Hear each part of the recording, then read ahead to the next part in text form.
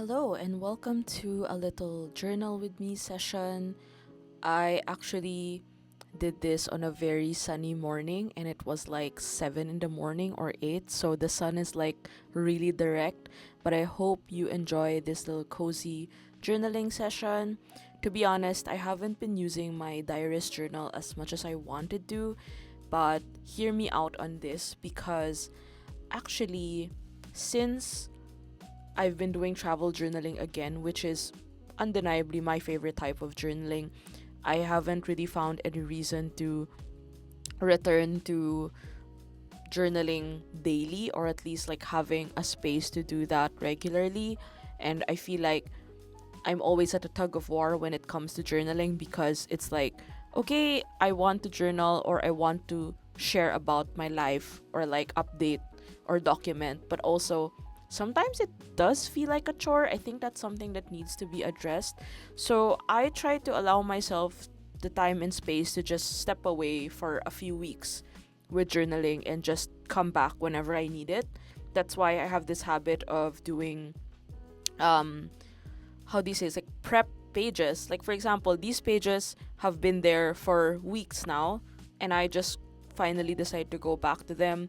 These are actually pages from May that I haven't really updated because there were so many things happening at the start of May, like moving apartments, traveling, and getting back into the swing of things because summer is eventually around the corner. So these pages were just little musings and thoughts on certain areas in my life that I've been slowly like getting back into. So for example, there's something here about thoughts on reading. So actually that was the whole idea of the left hand side, and the right hand side will be about Amsterdam and my first trip outside Germany, or like a legit trip, because moving to Germany was not a trip at all. It was an actual life change. So just wanted to quickly share about books because I've been going to bookstores a lot recently and it's been such a treat to do that. As of this recording, I've been to a lot of different bookstores and I always find it so amazing that we live in a world where people read. We still read, right? I am an author myself, so I think having that component does help because I feel like I'm surrounded by people's brains in books. What am I actually saying? But the one in the picture here is actually from Shakespeare and Sons. It's one of the English bookstores here in Berlin. So in Germany, most books are in German, but there will always be this little corner that's like an English bookshop or English corner and international books, and it's nice to see that because then the books are in English or picture books or whatever books. But I also found this really useful for me because I am working on a directory or itinerary of art, books, and coffee in Berlin. I did that for Tokyo and Kansai in the past, and since now I'm living in Berlin, I do want to dive deep into that and share with you some recommendations on where to go and what to do if ever you find yourself going to this part of Germany, the capital city of Germany. In that case, I'm using my trusty Pilot Custom 823 pen. I think this was inked with Pilot Takesumi at the time because it's the black ink.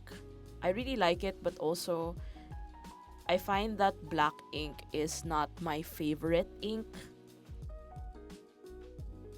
Like my preference now is usually like brown or brown black, and I think it's because I am super into earth colors, so I've always been gravitating towards that tone. I don't know if I mentioned this, but yeah, the journal that I'm using right now is called the Diarist. It's a journal that I made in 2021. It is a journal that I wanted to see in the market that I couldn't see, that I decided to make for myself, but also for you. So a lot of people have had their copies and we're working on putting it back online this September because it's the second volume and I added more prompts and stickers. And the main reason for creating this is actually the tagline is to write your own story, which is still very apt. And I find that this is just a safe space to create and to use a journal in any way you want it to. My sister actually uses this as her bullet journal, but for me, it's like a dump a dump of my life, kind of. You don't really see that much pages of this journal, at least for this second one that I'm using. The first one last year was a lot of journaling ideas and inspiration. I'm going to definitely link all of the relevant videos in the description, or you can check the cards above or the end card to see more links.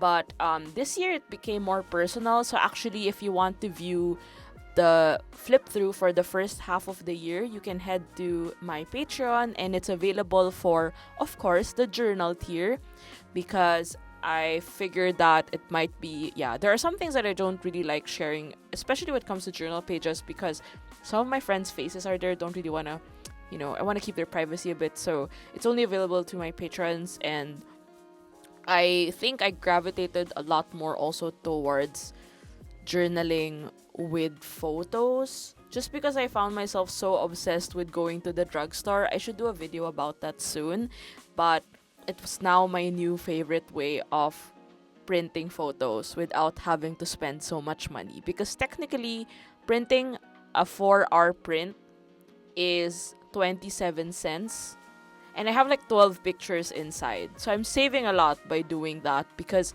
as of now, I still don't know whether I want to have a portable photo printer or just go ahead and do the drugstore thing, because technically the only thing I need is like glue to put it on my journal. That's it. But anything else is technically fine. So on the right hand side, I am writing a short summary about my trip to Amsterdam. That was in the middle of May, and it was the first time I actually did a domestic flight, like within Europe, after a long while. The last time was like, I went to Switzerland in November 2019. Wow, that was like 3 years ago. So yeah, it was a nice short trip. I definitely want to be back. I really enjoyed this like short time there, going to the really nice museums, having coffee, and I think my favorite day was Sunday, because I just spent the entire day walking along the not so touristy parts of Amsterdam, and I found little stationery shops. I also went to a nice coffee shop and just spent the rest of the afternoon there drawing. I have this tendency to just take some days slowly, because I don't like getting rushed when I'm traveling. I also realized that as I got older, even choosing what time to leave or what train to catch is really important to me. Like, I don't want to do that early in the day or like later in the night. I just want to do it within the time frame that I feel like I'm an actual functioning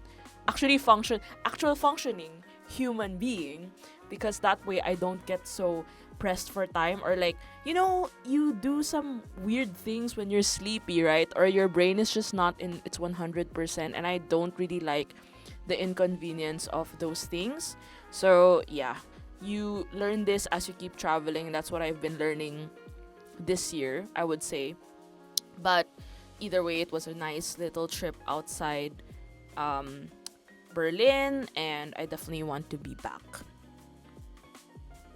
So moving on, we have this one was a May Journal With Me video for Patreon, and this one is my little May recap.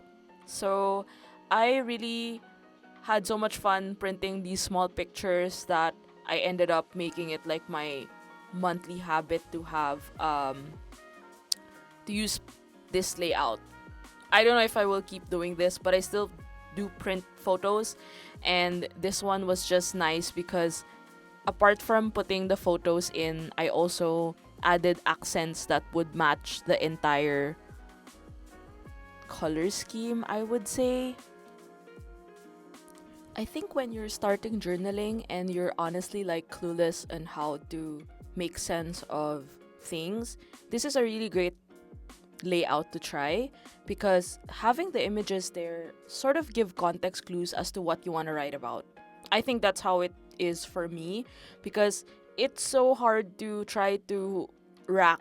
Are you supposed to say that? It's hard to pull out stuff from my brain, like, okay, what happened on this day and that day? And honestly, I'm not always in the right headspace. Like, the older I get, the more I forget about things. And I used to remember everyone's birthdays. Now I don't. So having these like little context clues helps me understand more of what happened or what were the things that occurred during this time in the month.